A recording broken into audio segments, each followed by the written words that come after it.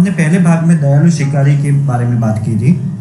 अब हम स्वाध्याय के अंदर यानी कि पार्ट 2 के अंदर यहाँ प्रश्न दिया गया, उसको पहले हम पढ़ लेंगे।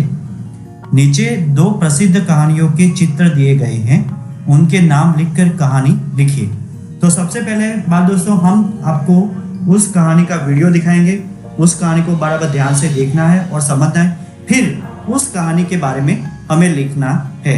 हम बारी बारी एक एक कहानी आपको दिखाएंगे। जैसे कि पहले होगी अपनी बुद्धिमान कौवा। ये दोनों कहानी में आपको वीडियो दिखाऊंगा।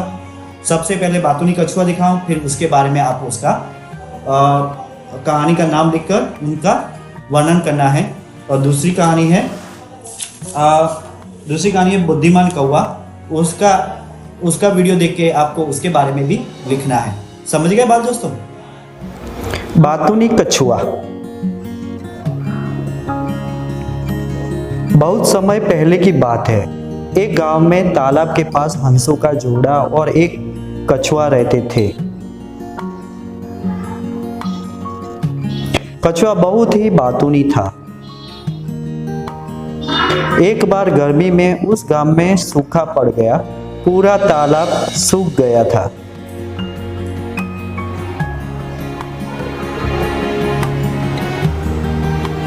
तब हंसों ने तालाब को छोड़कर कहीं और जाना तय किया, जहां उन्हें पानी मिल सके।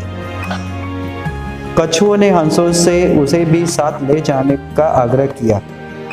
हंसों ने बोला, हाँ क्यों नहीं। परंतु समस्या यह थी कि कछुआ उड़ नहीं सकता था। तभी हंसों को एक तरकीब सूझी। एक हंस जाकर एक छड़ी ले आया।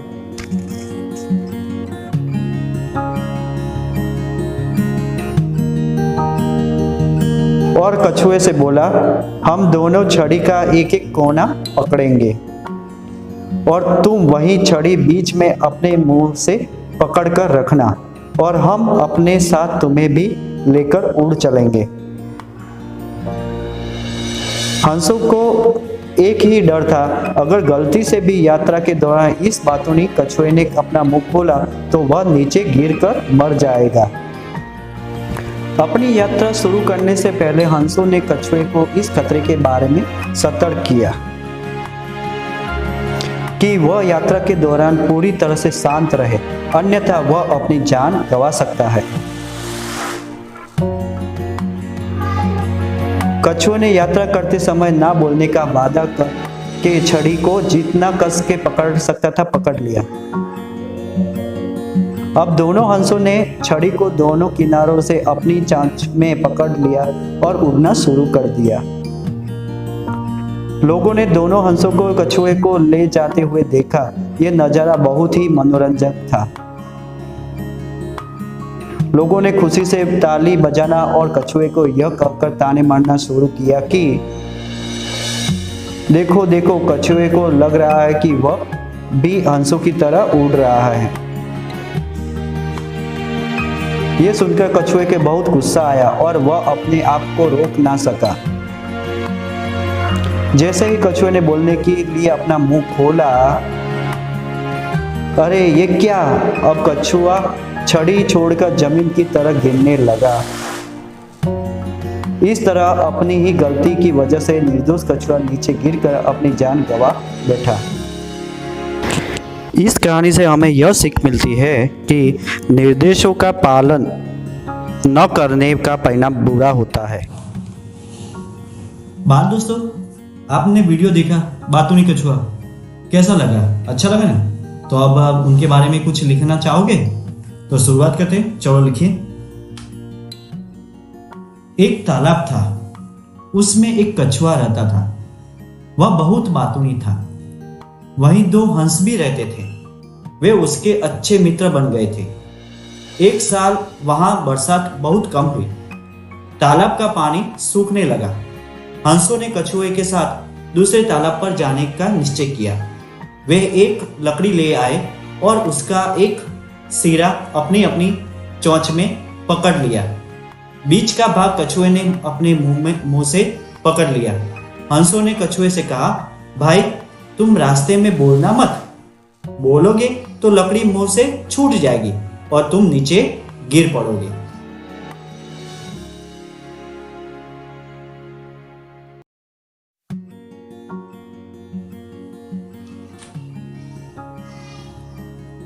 दोनों हंस कछुए को लेकर उड़ने लगे। रास्ते में एक गांव आया। गांव के लोग इस प्रकार कछुए को लेकर उड़ते हुए हंसों को देखने के लिए जमा हो गए।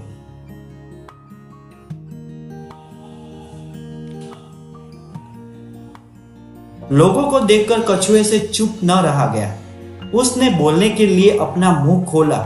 उसी समय लकड़ी उसके मुंह से छूट गई और वह जमीन पर गिर पड़ा और मर गया।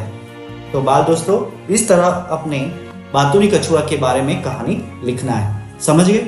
अगर परीक्षा में कोई भी चित्र आपको दे परीक्षा के अंदर, तो उस चित्र को बराबर समझना है, देखना है, फिर उनके बारे में लिखना है। समझ गए बाल दोस्तों? प्यासा कौवा। वे गर्मियों का मौसम था।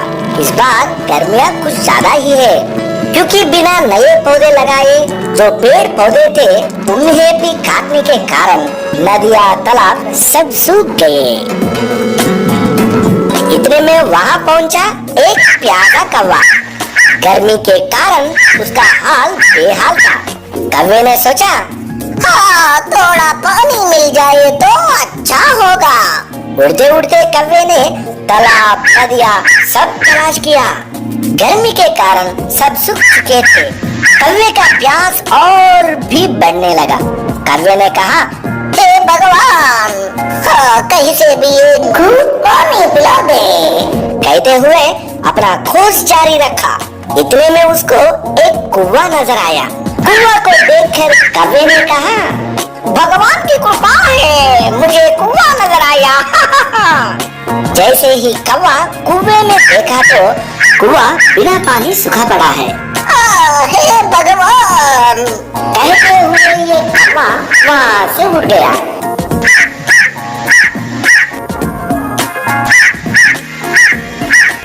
उड़ते उड़ते उसकी नजर एक घर के पास रखा हुआ मटके पे गए।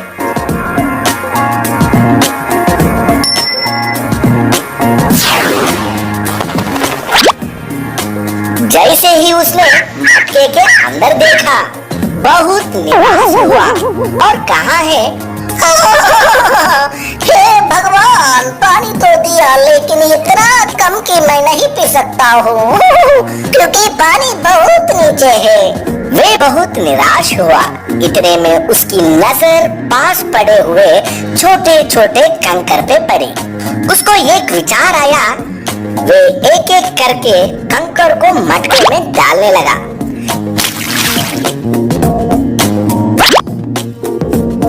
धीरे धीरे पानी ऊपर आने लगा।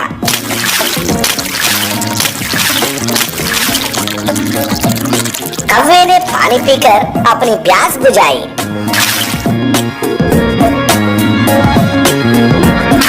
और कहा, हे भगवान, शुक्रिया शुक्रिया। कहते हुए उड़ गया। इस कहानी से हमें ये सबक मिलता है कि हमें कितनी भी मुश्किल समय आए तो मेहनत और समझदारी से काम करें तो हमें जरूर कामयाबी मिलेगी। तो हमें भी ऐसे ही समझदारी से रहना है। बाल दोस्तों, बुद्धिमान कौवा का वीडियो कैसा लगा? अच्छा लगा ना? तो चलो उनके बारे में कुछ लिखते हैं। एक कौवा था। एक बार उससे खूब प्यास लगी। उसने इधर उधर पानी की तलाश की, पर उसे पानी नहीं मिला। आखिर उड़ते उड़ते वह एक झोपड़ी के पास पहुंचा। वहां उसे एक घड़ा दिखाई दिया।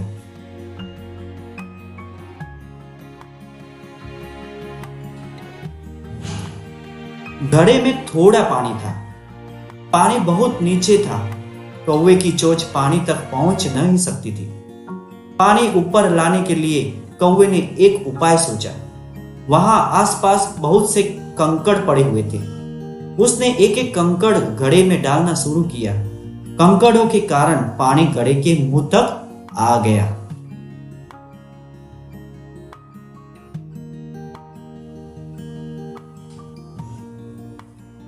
कौवे ने घड़े का पानी पीकर अपनी प्यास बुझाई और उड़ गया।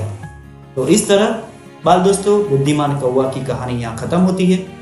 कैसा लगा? अच्छा लगा नहीं? ठीक है, तो अब आगे अपने बढ़ते हैं।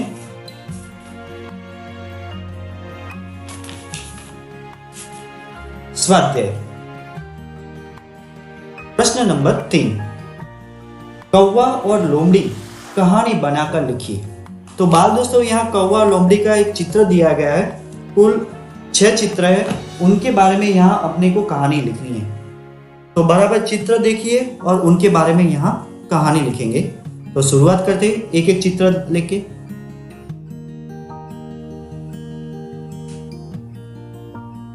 एक बार एक कौवा को एक रोटी मिली।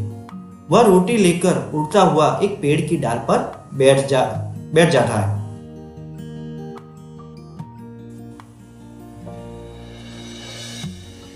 इतने में एक लोमड़ी पेड़ के नीचे आई।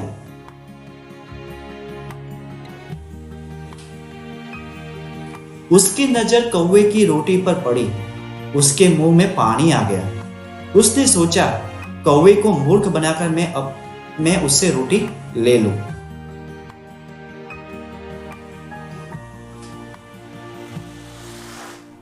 लोमड़ी ने कौवे से कहा, कौवा भैया कोई गाना सुनाइए ना, आपका गाना मुझे बहुत मोटा लगता है।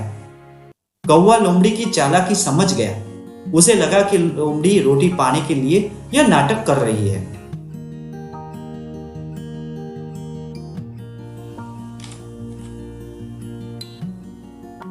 कौवे ने अपनी चोंच की रोटी अपने पंजे से पकड़ ली और वह जोर जोर से काव काव करने लगा। यह देखकर लोमड़ी आश्चर्यचकित रह गई।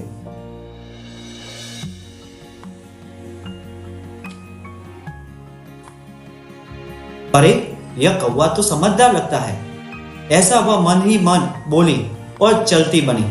फिर कौवे ने मजे से रोटी खा ली। सचमुच अपनी झूठी बड़ाई सुनकर हमें गुमराह नहीं होना चाहिए। इस कहानी से हमें यह सीख मिलती है। समझ गए बाल दोस्तों? इस कहानी से हमें क्या सीख मिलती है कि सचमुच अपनी झूठी बड़ाई सुनकर हमें गुमराह नहीं होना चाहिए। तो बाल दोस्तों इस तरह हमारे कौवा और लोमड़ी की कहानी यहाँ खत्म होती है और इसके बारे में बाल दोस्तों नोटबुक में लिख लेना है। समझ गए? तो आपको ये वीडियो अच्छा लगा है ना? ठीक है, अब आपको ये वीडियो अच्छा लगा तो बाल दोस्तों ये वीडियो अपने दोस्तों को शेयर करना जिससे उनका भी फायदा हो। Thank you.